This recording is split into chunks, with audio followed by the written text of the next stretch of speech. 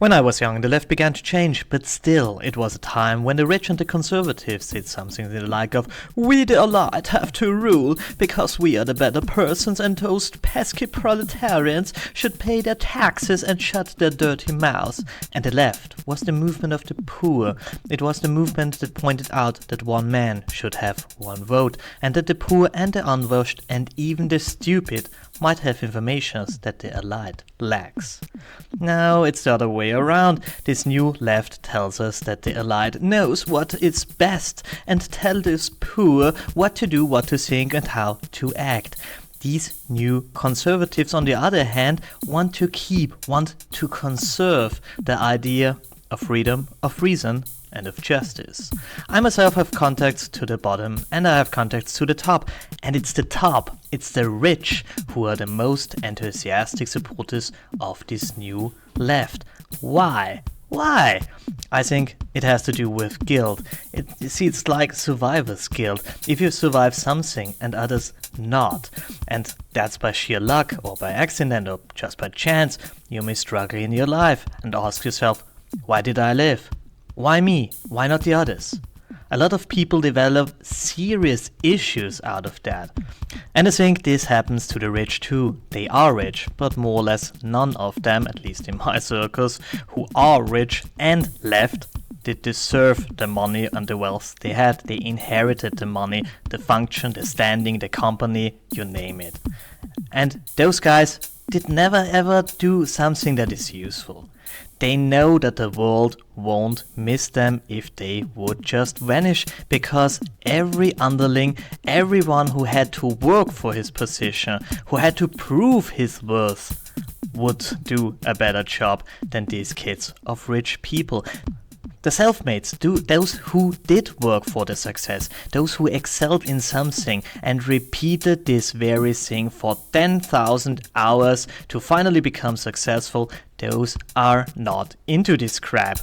They know what brings success. And that's work. It's risk-taking. And it's again another pile of work and then a bit more work. Those who never worked, never were useful, never took risks, but still ended up rich because mommy and daddy laid the foundation, built the slide, lubricated it, and gave them not one push, but 5. Those people know that they don't deserve what they have, and they suffer as much as the survivor suffers from survivor's guilt.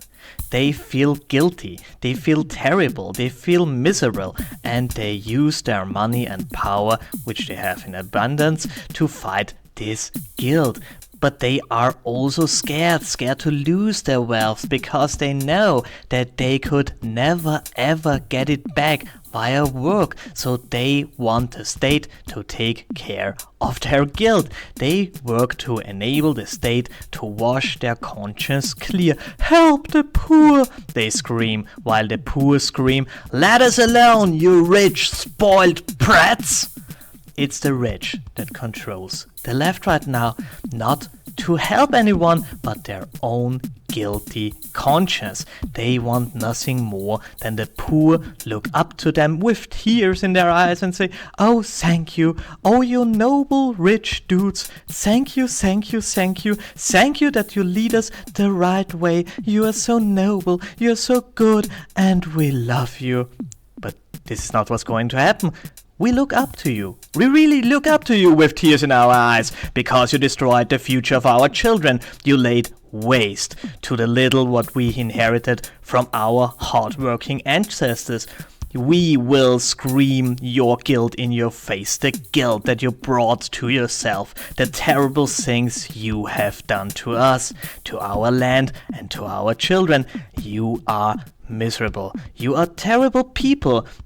You don't do good. You selfish monsters. We used to know that we could live very well without you, but now we know that we would be way better without you. Your guilt made all this bullshit possible, and we will solve it without you.